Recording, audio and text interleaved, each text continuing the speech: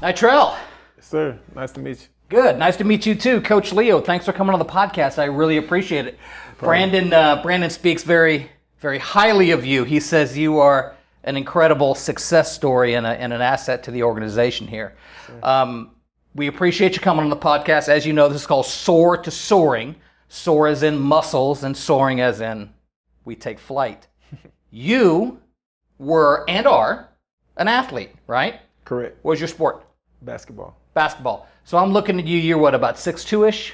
6'2.5". 6'2.5", right in there. So maybe a two, maybe a wing. What would you play? I just about played just about everything. Okay. What was, if you had to make the roster, if you were coaching you, where would you put you? I would put me at the 3. At the 3. Small forward. Okay. So run free, come off screens, knock them down, right? That's right. That's Where are me. you from? Pensacola, Florida. Pensacola, Florida. You grew up, born and raised in Pensacola? Yes, sir. What high school did you go to? Pensacola Catholic High. Oh, Pensacola Catholic. Yeah. That's, you played with some dudes, didn't you? Yes, sir, I did. That's cool. Okay. Pensacola Catholic is one of the schools, and of course every state has schools that are just phenomenal athlete schools, and they attract athletes and they put them in this incubator to become great athletes, certainly, and great young men and young women. And where I'm at in St. Pete, it's the same thing. IMG is one, and Right. Tampa Catholic is another, but Pensacola Catholic, having coached up here for a long time in baseball, man, I tell you what, they do a pretty good job. Was your experience pretty good? Oh, yeah. Now, one thing I will say is I know all about Tampa Catholic also. They're a good school. They're a good school. Yeah, you guys had some battles? Yes, sir, we have. I Yes, bet. we have. Tampa Catholic, I tell you, there's always, in every sport, there's just a dude. Well, Pensacola Catholic as well. Right. There's always a dude, and there's always a female athlete, and they're serious about it. They do a good job. They really do a good job. Now, you grew up in that area? Yes, sir, I did. Okay. Tell me about the home life. What was it like for you growing up? It was pretty good. Like, I had my mom, my family. One thing about my family, we are very tight-knit. If one person has a problem, we're all on it, all together. And that's one thing that we strive on whenever I've been growing up, is having each other's back. So that's basically what it was. Another thing that I could say is growing up, everything, life isn't easy. But my mom, she always made sure that I could have everything that I would need. I went to, one of the best schools in Pensacola, Florida, and life wasn't easy, but she was always there to make it as easy as possible so that I didn't have to struggle. Now, I'm going to dive down on you a little bit. When you say life wasn't easy, I want to know more. You want to know more? So Yeah. basically what I'll say is growing up, I didn't have everything, but I would have all the tools that I would need to be successful. And then another thing that I can say is just with sports also. Me personally, I've always had knee problems. So I tore both of my ACLs, had an infection in one of my knees. So I had 3 different surgeries. When did this happen? This happened in high school. Well, let me take that back. Yeah. So this happened my 8th grade. No, it was my 8th grade year. A lot of people don't know that though. So that's the time I know that I hurt my knee. The first time was my 8th grade year. And then Keep going. You hurt you in your 8th. Was it a collision? Is something you landed wrong? What happened? Landed wrong. Okay. Did you hear it pop? I didn't hear it pop, but I got up and I couldn't really walk. Yep. And I could tell that it was my knee. It's interesting when you're dealing with athletes, they're sore, and you've got the tweaks and the soreness from, and then there's something different. Okay, this ain't right. Right. This doesn't feel right. And we're going to talk to Brandon in a little bit about that kind of thing. Brandon had a catastrophic injury similar, but yours happened in the 8th grade. Correct. Were you at Pensacola Catholic then? No, sir. I was at Ferry Pass Middle School. Okay, you were in a middle school program then. Now, let me jump back. I'm going to go forward. When you say that your mom, what I'm hearing from you is it's a very tight-knit family. Yes. Right? And mom how many brothers and sisters do you have? I have 7 total siblings. 7, where are you? I'm the oldest. You're the top of 7. So you have 7 siblings. I would imagine mom works her tail off. She does. Okay. You proud of her? Yes, I am. I bet she's. That's why I work so hard now. Yeah. I got it all from her. Well, and I can tell, obviously, mom did a good job. Yes, sir. She did a real good job. she made sure she provided the access and the tools that you needed. Would you say, and this is one of the things in the generation that we're working in now, the Gen Z, and this is one of the things we work on with our guys is, I'm not going to give it to you. Yeah. I'll give you the tools you need, but you're going to do all the work. Yes, sir. I'm not going to do the work for you. And that's one of those things that can come off a little harsh sometimes. Right. Was she hard on you? She was a little hard, but my mom is my best friend. So she can sit me down and we can have that one-on-one conversation where we both understand each other. But my mom is my mom. So at the end of the day, I got to respect whatever she says. And being the oldest, I bet you had some responsibilities for the family too. A lot of responsibilities. Grown manish? Yes, sir. Yeah, okay. Helping my brothers, taking care of them. You know, mom is at work. We're on spring break. I'm the babysitter. Okay. Well, so, I bet you're that big brother, mentor, father kind of thing, thrown 100%. Into it young. Yes, sir. Okay. But then in the 8th grade, you had an injury. That was your awakening. Did it sideline you? So it did sideline me. So I was going about life, you know, I was in 8th grade middle school, a little carefree, but that kind of woke me up to realize, what do I want in life and how do I want to achieve it? So just moving forward after getting hurt, I had to put in the work. I went through a 1.5 years of not being able to play basketball and having to actually go to rehab, put in a numerous amount of hours of work and just being consistent. So like now I just put that into my life to where I do the same thing. Anything that I do, I have to stay consistent with it. You have to have hard work. And another thing that I'll say is, I always, basically I'll say is, work harder, not smarter. And work harder. I mean, work smarter, not harder. I'm sorry. Not harder. Yeah. I'm okay. sorry I said it backwards. Yeah. Work smarter, not harder. And that's because some things you do have to go do the hard work to understand it, but don't continue to have to do that. Use the tools that you just learned from that and apply it so that you can work smarter and not harder. Okay. How did you do that? So you're saying you applied that lesson, yes, right? Sir. Were you able to apply that in the 8th grade? Were you able to use, you said that was an awakening for you, right? Like, crap, injury is real. This could drop me. Right. So you had to discover beyond just my dreams to play in the NBA. Exactly. And that's usually, that setback happens, and that's what's called the awakening. Right. Were you having to figure out how to then, or was that the lesson? So that was the lesson to where I learned that, because I was one of the best basketball players in my city at the time, got hurt. I learned that it can happen to anybody, and you're not going to it's always someone out there better than you. So you have to put in extra work, because I have a couple of friends.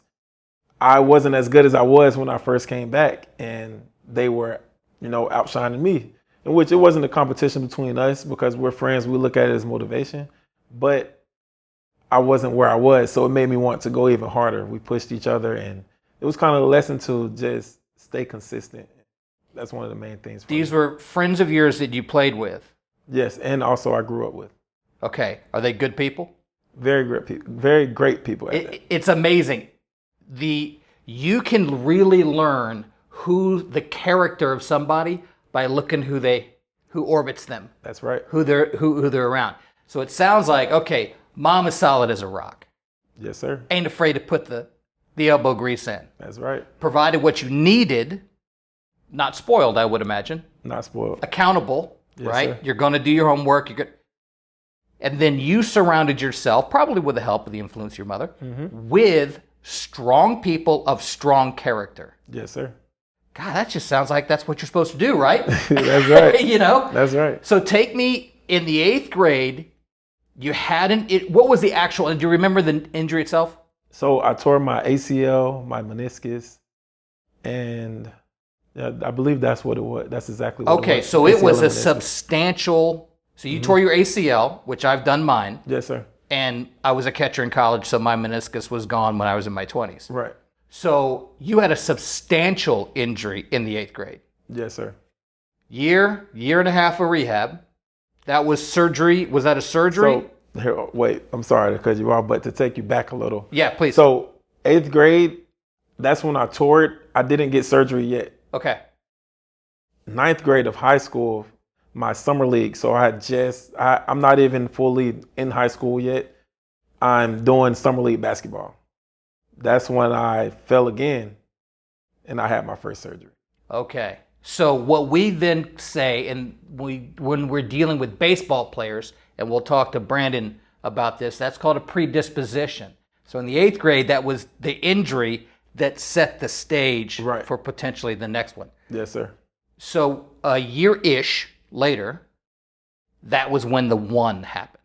Yes. ACL and meniscus. Meniscus, if anybody doesn't know, you got ligaments that cross like this inside your knee.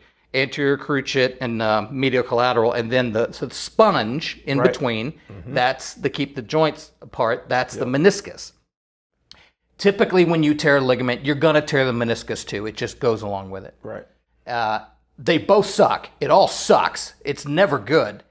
You got your first surgery. They did an ACL repair, cleaned the meniscus, I would imagine. More rehab, right? Right. How did that make you feel as a 9th grader? Were you playing pretty good? I was. That's always when they happen. Yep, I was about to be starting varsity as a 9th grader. You were going to be a starting varsity player in the 9th grade? Yes, sir. At Pensacola Catholic? Yes, sir. You were kidding me. You're a pretty good player, dude. Yes, sir. And then in the summer, you tore it. That's right. How'd that feel? Devastating. It was devastating. But now, how I look back at it, it was a great life lesson. So to go and to think about it, I would say it just taught me how to become the man I am today. Keep going. No, yeah. I'm not going to let you get away with it. You got to give me more. Yeah. Come on. The man I am today, to where just like I said before, with all the tools, like I always go back, because even on my phone and everyone that I speak to, I always tell them my word of the day is consistency. And it just taught me to be consistent with everything I do, my work ethic. If I go and do something, I'm giving it 110%, not just 100, because you can always give a little more. Yeah. When most people think, hey, I'm tired and I'm done, you can give a little more. Did you think you were done when you heard it? No. I never thought I was done. You never thought you were done? I always said I'm going to go through my rehab and then I'm going to be back out there. Now, the problem with that was whenever I got my surgery on my left knee, I found out my right knee was tore also. So you tore and have a surgically repaired right knee, but then you also found out your left knee had an issue. Well, the opposite. Well, the opposite. Okay, yes, left and right. Right. Was this all near the same time? Yes, sir. Early high school. So that's got it. When you say devastating, as an athlete, we are working, especially when you're younger, so much in emotion, which is good. You have to be emotional when you play. But as you mature emotionally, that usually comes a little bit later as you've got more games and competition rises. Yes, sir. That emotional maturity feeds into what we call resiliency. Now we're getting into what you're talking about. Yeah. Consistently, just get it done. You were not done. Right. You popped it. No. Fine. Whatever. Yeah. We're just going to keep working. That's right. And then you get news that the other one, was that one repaired too? Yes, sir. So ACL? Yes, sir. Man, how many surgeries total? 3. 2 on one and 1 on the other? Yes, sir. So after I had my second surgery, about 6 months after the first one. So 9th grade, you had one, came back and hurt again, but the other one. So your 9th and 10th grade year were surgeries. Right. Okay, keep going. Then I found out that I had an infection in my knee. An infection? So I had to basically take medicine, and it was from the first surgery. Yep. And I didn't know. And then I found out, kind of had to sit out from basketball again. So a long period of time of no play. And then eventually I got back to it, but it was just going to rehab, taking medicine, having to sit out, watching. Now, one thing I will say is I still never gave up. So I'm still in there watching film. I'm still attending practice, and so that I can stay up on my plays. I can know what the next team is bringing, because in my mind, and what I did was I'm out there with my team no matter what. That's cool too, isn't it? There's nothing, people that don't play, they don't know what we talk about when we talk about team. And when I hear corporations and speak to people that talk about team, and you can look around and there's a few military personnel, there's a few athletes going, Right. okay. Yeah. You're close. They don't understand. They don't know. They don't get that. Yeah. So the team provided you support. Yes, sir. Wrapped their arms around you. Every game I'm in the huddle with them. Yeah. On crutches. on crutches, right. But you were driving forward. And Brandon tells me you were a nationally acclaimed player. You were that guy. Well, yes, obviously sir. you're going to be ninth grade starting at Pensacola Catholic on the varsity. You were that guy. Yes, sir. What was your greatest tool? My greatest tool was work ethic. I'm in practice. Let me stop you. What was your greatest physical tool? Physical tool, I was a shooter. Okay. So you could knock the lights out. I could shoot the ball. Okay. So if you don't leave me open. Yeah, you left me open. Don't leave me open. It's knocked down. Right. We're just going to knock this thing Yes, down. Sir. Who would you compare yourself to as a player? So growing up, I always wanted to play like Kevin Durant. Sure. That was my player. Like, hey, this is my favorite player. Now, I could also say LeBron. Yeah. And the reason I say that is because he's just great at what he does. I mean, anything he does, he's just been always great at it. And that's one person that I always watch because he's went through a lot of adversity also. So just watching him, I've always liked his game, but Kevin Durant has always been my favorite player. Okay, that step out jumper. Yes, sir. Right. Okay. Well, battling the adversity, and you get these setbacks, and that's unfair. It's okay to say it's unfair because usually we should pop a knee in college or pro ball. That's when knees should pop. Yeah. But you started in the 8th grade, started popping knees all the way through. You persevered. You stayed with your team. You worked. Right.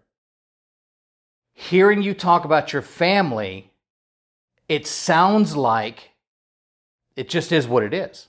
This is what we do. We go to work. Yeah. Does that make sense? So I look at it as, yes, it's go to work, but things are going to come up. Yeah. So either you're going to let it bring you down or you're going to find a way to go around it, go over top of it, or go through it. Figure it out. Because they're coming, aren't they? That's right. They're coming. They're not coming. Right. Whether that's blowing a knee or coach leaving or whatever, it's coming. And you're just going to have to deal with it. Yeah, you got to deal with it and figure it out. Figure it out. Yeah. Now, how is that now? You don't play. Well, I mean, play you for play fun. For fun, right? Yeah. But your college dreams, did you ever get to play in college? No, I didn't. I had a couple of scholarships, but I chose not to go. And I mean, yes, I could be playing basketball now, but I thought of it more as wanting to just have a better life for myself because, I mean, unfortunately, I did have 3 knee surgeries and I was not as good as I was. But, I mean, I take it and I ran with it as a life lesson. And I took it as God probably wanted me to do something else and use those same tools to be great at what I do. Okay. So that came early for you, though. Yes. That came early. That's unfair.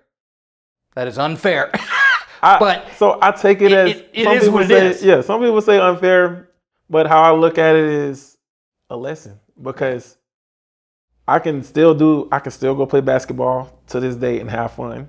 So as long as if I couldn't play basketball at all, I would say yes, it's unfair. Right. But I can still go play. I have fun at the rec center. Yeah. But it's the knowledge that I learned behind it. So that's why I say that it's really not unfair because I learned so much from it. And I can apply it to what I do today. And what do you do today? I'm selling cars at Peterborough. And you're working with it. And when I came up here, and I'm in Tallahassee with Brandon, and I coached Brandon. I was one of his college coaches. And he came up, and we're setting all the rigs up. He came out and goes, dude, I got a couple guys you got to talk to. Right. And he sent you up. And so that's why we're sitting down talking to you. And these are success stories. And there's never a good success story without somebody getting their legs swept out, no pun intended, but legs swept out from underneath them. And it just goes to show you, and of course, Brandon attracts this. Brandon has a gravity about him. Yeah, he does. He has a gravity about him, and he will never say anything, but he's a special dude. He's one of my all-time favorites. And so he surrounds himself with these folks, and now sitting down with you for just a little bit, it's obvious. Right. You're here for a reason. Yes, sir. You're enjoying it here? Yes, sir. Doing good? One thing I will say is it's the same, just like how I was growing up here, tight-knit, close family. And that's what made me, that's why I love it here. Right. I brag on this company to all of my customers. They ask me, do I like it here? I say, I love it. Yeah. It's just like how I was brought up. Well, he's providing an opportunity. Right. He ain't gonna do the work for you, is he? No, sir, he's not. He's gonna provide the opportunity, and you get a chance to learn and grow and get with him and square yourself up and achieve all those dreams. Well, thank you for sitting down with us, yes, man. Sir, no I problem. really appreciate your time. Thanks no so problem. much. I appreciate you.